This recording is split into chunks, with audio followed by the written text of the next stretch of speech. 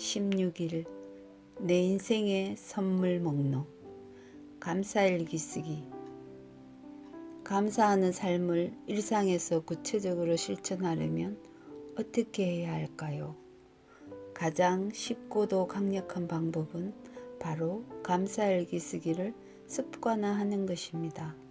매일 밤 잠자리에 들기 전에 그날 하루 고마웠던 일의 제목을 3가지 또는 5가지 정도 적으십시오. 배우자나 가족과 함께 감사의 내용을 나눈다면 더욱 좋습니다. 가정에서, 직장에서, 사회에서 사람들에게 감사의 마음을 표현하는 것은 당연한 일입니다. 감사의 마음을 마음으로만 담고 있는 것은 부족합니다.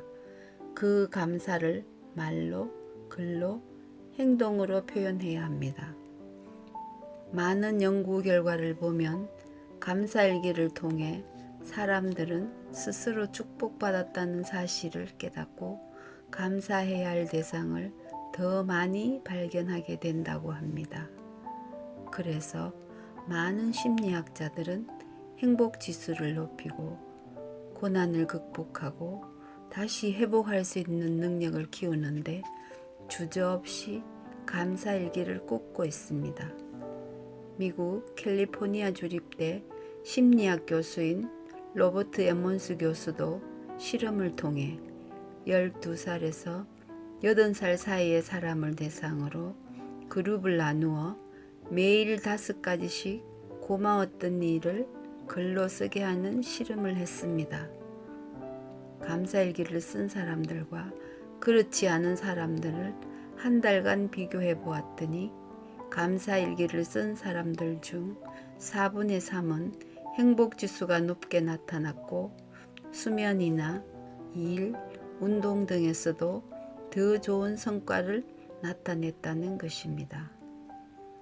그뿐 아니라 뇌의 화학 구조와 호르몬이 변하고 신경 전달 물질들이 바람직하게 바뀌었으며 감사함을 느끼는 순간 사랑과 공감 같은 긍정적 감정을 느끼는 뇌 좌측의 전전두피질이 활성화되는 것을 알 수 있었다고 합니다.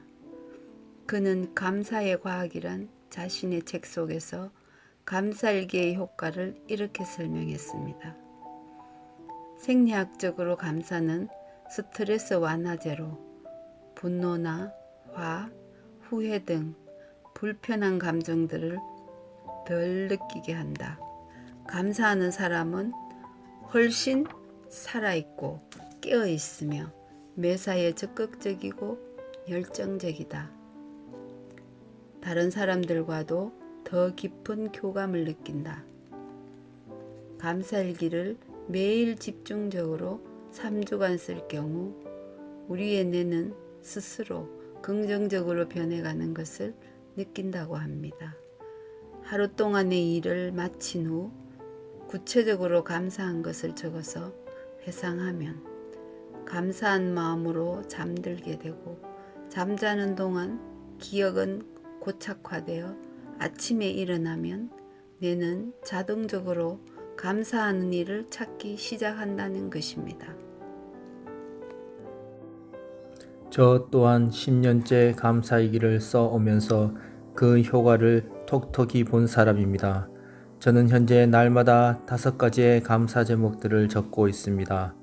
감사일기를 쓰기 전에는 기도 제목을 매일 일기장에 적었는데 지금은 아예 평생 감사 365 노트를 만들어 일기 적듯이 작은 감사의 제목을 찾아 날마다 감사하는 습관을 키우고 있습니다.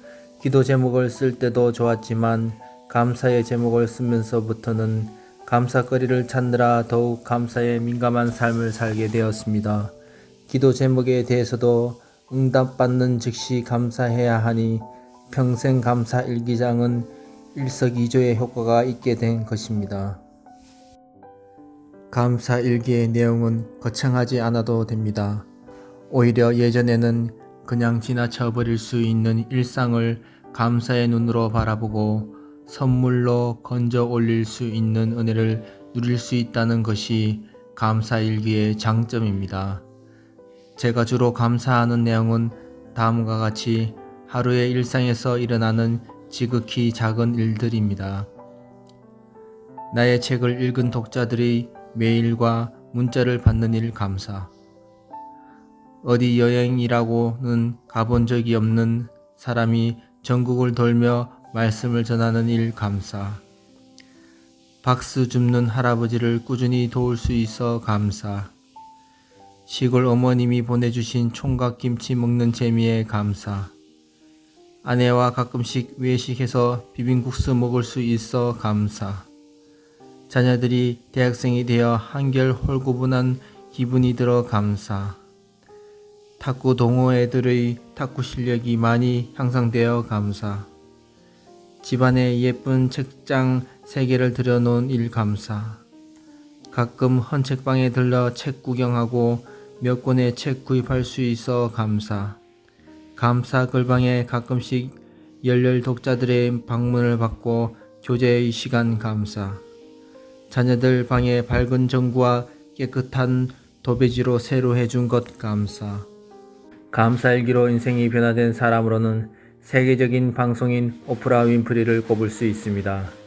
그녀는 지독히 가난한 미혼모에게서 태어나 어머니의 품이 아닌 외할머니의 손에서 자랐습니다. 그곳에서 삼촌에게 성폭행을 당했고 14세의 출산과 동시에 미혼모가 되었습니다.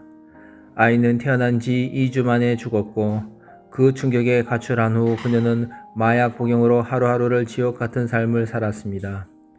당시 오프라는 정신적으로 공황 상태에 빠졌고 살고자 하는 의욕이 전혀 없는 자포자기의 인생이었습니다. 이처럼 기구한 그녀의 삶에 종지부를 찍게 된 중요한 사건이 발생했습니다. 그것은 신앙으로 변화된 친아버지와의 재회였습니다. 새롭게 변화된 아버지는 오프라에게 신앙의 삶을 보여주었습니다. 성경을 읽으며 인생의 소중함을 알게 된 오프라는 감사가 하나님의 뜻이라는 것을 알게 되고 자신의 감사 목록을 기록하며 감사일기로 인생을 변화시켰습니다. 하지만 그녀의 감사일기는 화려하거나 거창하지 않습니다. 오늘도 거뜬하게 잠자리에서 일어날 수 있어 감사. 유난히 눈부시고 파란 하늘을 보게 하여 주셔서 감사. 점심때 맛있는 스파게티를 먹게 해주셔서 감사. 얄미운 짓을 한 동료에게 화내지 않았던 저의 참을성에 감사. 좋은 책을 읽었는데 그 책을 써준 작가에게 감사. 오프라는 매일 밤 잠자리에 들기 전에 고마운 것들 5가지를 적으며 삶에 대한 희망을 갖게 되었고 감사일기를 쓰면서 중요한 사실 2가지를 배웠다고 합니다. 인생에서 소중한 것은 무엇인가? 어디에 삶의 초점을 맞추고 살아야 하는가? 그녀는 이 감사일기 쓰기를 35년 넘게 지속하고 있습니다. 하루에도 수백만 가지 감사할 일이 일어나지만 감사는 감사를 볼 줄 아는 눈을 가진 사람에게만 일어나는 축복이자 선물입니다. 감사일기는 그 선물 목록입니다. 감사 우체통. 감사로 신난 아이들. 지난해 여름 TV에서 행복이라는 프로그램을 보고 학생들에게 하루 동안 감사했던 일 3가지를 찾아서 감사일기를 쓰게 했습니다. 처음에는 뭘 써야 할지 막막해 하던 아이들은 수업 시간에 조는 나를 항상 깨워주는 제어에게 감사한다. 물 마시고 싶을 때 항상 컵을 빌려주는 진건이에게 감사한다. 매일 아침 6시에 일어나서서 누나와 나의 아침 식사를 챙겨주시는 아버지에게 감사한다. 등 차츰 감사할 거리를 찾으며 긍정적으로 변해갔습니다. 요즘에는 아이들조차 서로의 장점을 보기보단 단점을 놀려대면서 즐거움을 찾으려고 하는 경향이 많습니다. 그러다 보면 상처받고 힘들어하기 쉬운데 감사일기를 쓰고부터는 서로 비난하기보다 칭찬하고 감사하는 일이 많아졌습니다. 아이들은 친구들의 장점을 발견하며 점점 신이 났습니다. 친구가 얼마나 멋진 아이인지, 서로가 얼마나 소중한 존재인지 느꼈기 때문입니다. 오프라 윈프리의 감사 일기 쓰는 방법. 1. 내 맘에 꼭 맞는 감사 노트를 장만한다. 2. 감사할 일이 생기면 언제 어디서든지 기록한다. 3. 아침에 일어날 때나 저녁에 잠자리에 들 때 언제든 하루를 돌아보며 감사의 제목을 찾아 기록하는 시간을 갖는다. 4. 거창한 감사의 제목을 찾기보다 일상의 소박한 제목을 놓치지 않는다. 5. 사람들을 만날 때 그 사람으로부터 받는 느낌, 만남이 가져다 준 기쁨 등을 기록해 나간다. 6. 교회나 학교에서 감사일기 쓰기 모임을 만들어 함께 쓴다. 7. 버스에 있거나 혼자 공공장소에 있을 때 그동안의 감사 제목들을 읽어본다. 8. 정기적으로 감사의 기록들을 나누고 격려한다. 9. 나의 감사 제목이 어떻게 변화하고 있는지 지켜본다. 10. 카페나 정원 등 나만의 조용하고 편안한 장소를 선택하여 자주 그곳에 앉아 감사의 일기를 쓴다.